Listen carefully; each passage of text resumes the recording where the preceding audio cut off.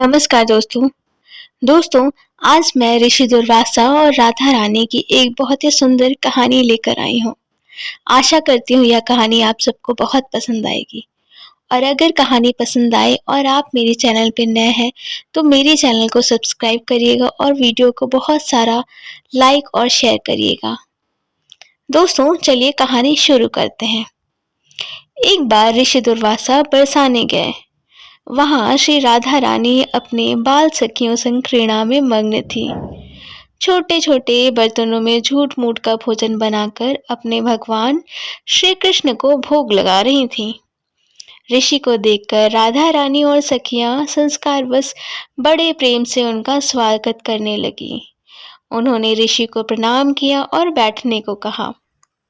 ऋषि दुर्वासा भोली भाली छोटी छोटी कन्याओं के प्रेम से बहुत प्रसन्न हुए और उन्होंने जो आसन बिछाया था उसमें ऋषि बैठ गए। जिन ऋषि की सेवा में त्रुटि के भय से त्रिलोकी कांपते हैं, वही ऋषि दुर्वासा की सेवा राधा रानी एवं उनकी सखियां बड़े भोलेपन से सहजता से कर रही थीं। ऋषि केवल उन्हें देखकर मुस्कुरा रहे थे। सखियां कहती हैं, महाराज, आपको पता है हमारी राधा रानी बहुत अच्छे लड्डू बनाती हैं। हमने भोग अर्पण किया है, अभी प्रसाद आपको भी देते हैं। यह कहकर सखियां लड्डू का प्रसाद लेने चली गईं। लड्डू प्रसाद तो है, पर है ब्रजरज का बना, खेल खेल में बनाया गया है। ऋषि दुर्वासा उनके भोलेपन से अभिभूत हो जाते हैं। हंसकर कहते हैं, ठीक है, लाओ अब प्रसाद दो। क्या ये प्रसाद तुमने बनाया है? सारी सखियां कहती हैं, हाँ हाँ ऋषिवर, ये राधा जी ने बनाया है। आज तक ऐसा लड्डू आपने कभी नहीं खाया होगा।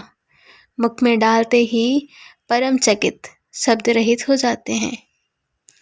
एक तो ब्रजरज का स्वाद, दूजा श्री राधा रानी जी के हाथ का स्पर्श अमृत को फीका करे, ऐसा स्वाद लड्डू का है। ऋषि की आंखों में आंसू आ जाते हैं।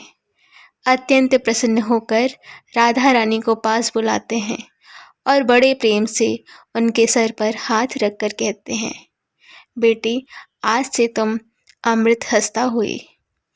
जगत की स्वामिनी श्री जी, उनको किसी के आशीर्वाद की जरूरत नहीं, फिर भी देव मर्यादा से आशीर्वाद स्वीकार किया। ऋषि दुर्वासा बोले, राधा रानी, आप जो बनाओगे वो अमृत से भी अधिक स्वादिष्ट हो जाएगा। जो भी उस दिव्य प्रसाद को पाएगा उसके यश आयु में वृद्धि होगी, उस पर कोई विपत्ति नहीं आएगी, उसकी कीर्ति त्रिलोकी में होगी। ये बात ब्रज में फैल गई आग की तरह कि ऋषि दुर्वासा ने राधा जी को आशीर्वाद दिया। जब मैया यशोदा को ये बात पता चली तो तुरंत मैया कीर्तिदा के पास गईं और विनती की कि आप राधा रानी को रोज हमारे घर नंद भवन में भोजन बनाने के लिए भेज दिया करें।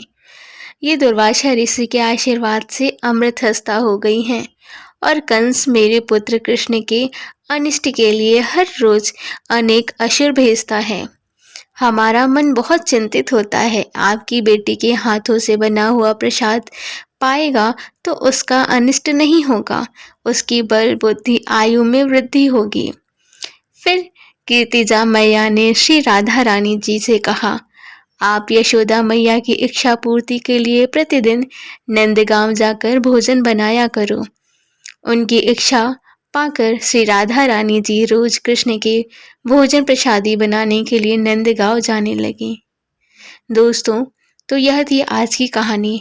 आशा करती हूँ कि आपको कहानी बहुत पसंद आई होगी और कहानी पसंद आई है तो प्लीज़ मेरे चैनल को बहुत सारा प्यार और सपोर्ट दीजिएगा और चैनल को सब्सक्राइब करके जाइएगा। दोस्तों, मिलते हैं एक अच्छी सी प्यारी सी दूसरी कहानी के साथ अगले वीडियो में। तब तक ऐसे ही हंसते और मुस्कुराते रहिए और प्रेम से कहिए, राधे राधे।